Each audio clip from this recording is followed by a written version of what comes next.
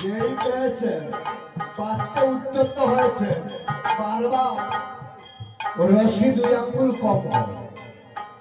প্রথমে চিন্তা করলেন গোপাল, ছোট্ট গোপালকে বাধা তেমন কোনো ব্যাপার